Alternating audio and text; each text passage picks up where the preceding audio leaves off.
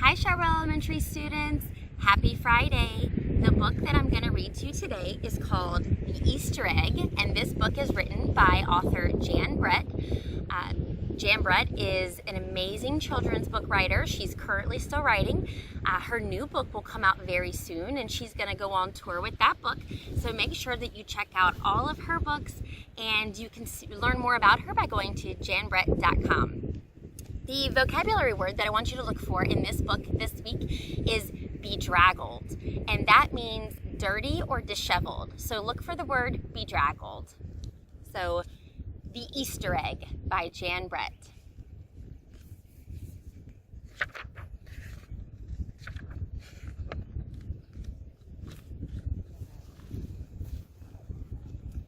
Cheer up, spring is here. Time to start on my first ever Easter egg, Hoppy said. Each year, the bunny who decorated the winning egg got to help the Easter rabbit hide the eggs on Easter morning.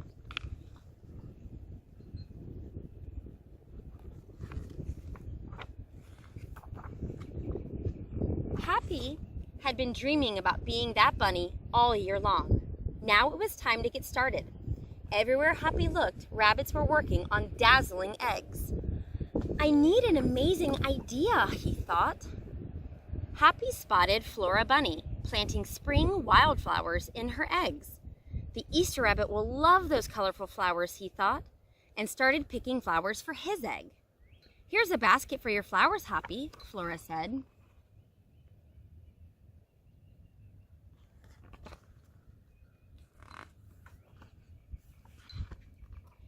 Chop, chop, scrape, scrape. Hoppy spied Buster Birch carving a magnificent wooden egg. I wish I had some wood for my egg, he wished out loud. Here you go, Hoppy, Buster Birch said. He put a smooth, round piece of wood in Hoppy's basket. Thank you, Buster, Hoppy said.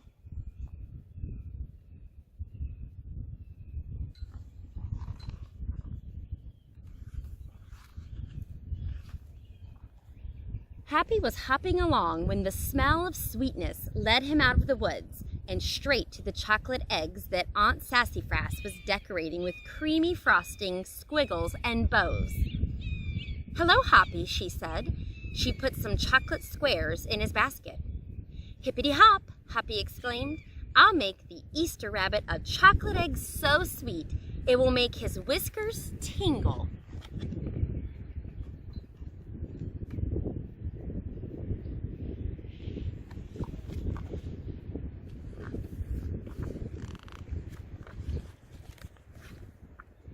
Then Hoppy saw Granny Irene decorating one of her fabulous story eggs. First, she traced a design on the egg with a special tool. Then she dipped the egg in pots of yellow, green, orange, and red dye, adding to the design each time. Hoppy couldn't believe his eyes. I'll never make an egg that beautiful, he told Granny Irene. She smiled. Try, she said, giving him one of her special tools.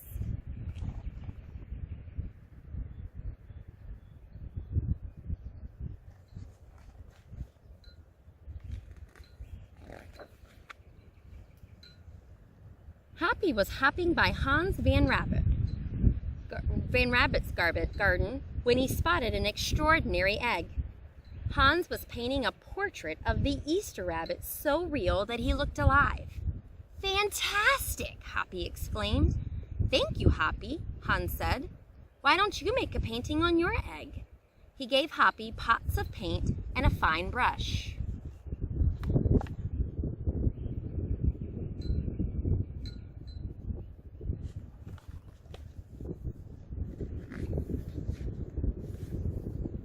As Hoppy bounced along, a loud boing nearly knocked him off his feet. It was a whirling, twirling, mechanical egg. Whoa, Hoppy said. That's an unusual egg. Would you like to make one? Roberto asked. Hoppy tried hard, but the harder he tried, the more parts and pieces piled up around him. Thank you, Roberto, he sighed. But I think I better make the egg that's right for me.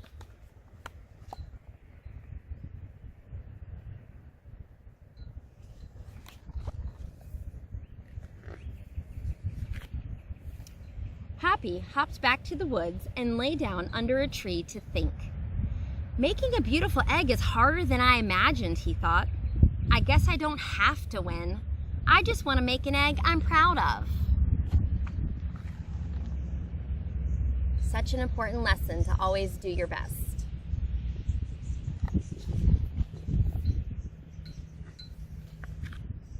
Suddenly, the woods rang with a squawking of bird sounds in alarm. Mother Robin swooped down, calling wildly as if she couldn't decide where to go. An egg had tumbled out of Mother Robin's nest. Inside the perfect blue egg was a baby robin that needed its mother to keep it warm until it hatched.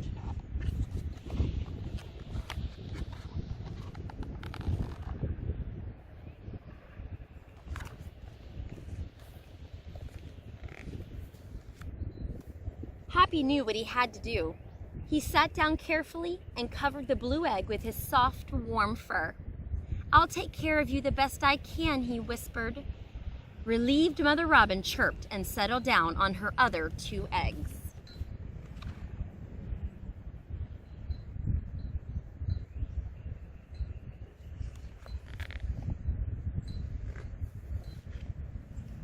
Hoppy never left the robin's egg. If it was sunny and warm, he carefully turned the egg in its nest of moss. If it was rainy and cold, he kept the egg covered and dry. At night, wild animals passed by. Hoppy crouched down and stayed hidden in the ferns. Often, he heard strange noises coming from above, but Hoppy didn't run away.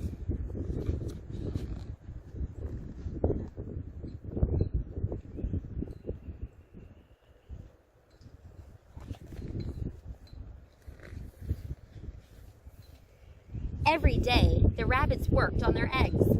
Tadpoles turned into frogs, buds swelled into leaves, and Easter came closer and closer.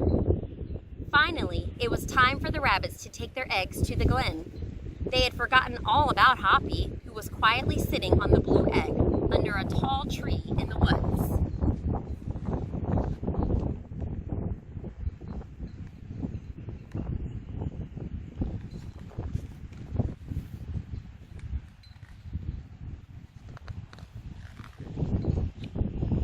Early the next morning, the rabbits waited for the Easter rabbit. Suddenly, a beautiful wagon rolled towards them out of the mist.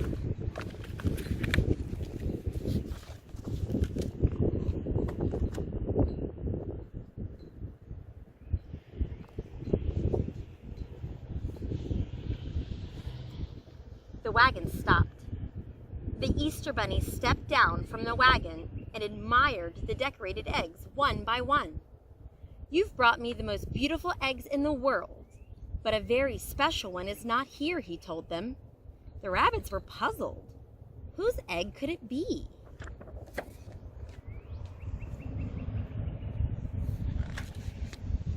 "Fill my wagon with your wonderful eggs," he said. "When I return, I will show it to you." And he disappeared into the woods.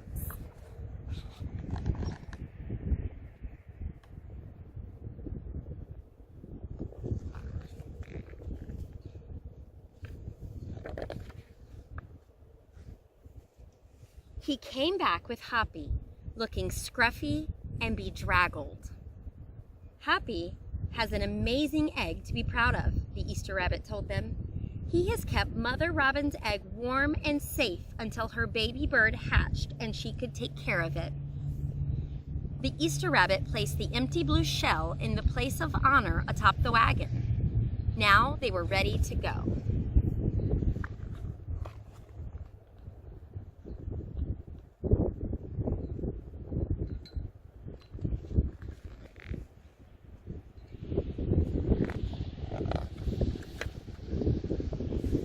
The rabbits cheered for the egg that had a surprise in them all. "It's our best Easter ever, Hoppy," they shouted. Then the brave little bunny and the Easter rabbit rode off together to hide the eggs for girls and boys to find on Easter morning.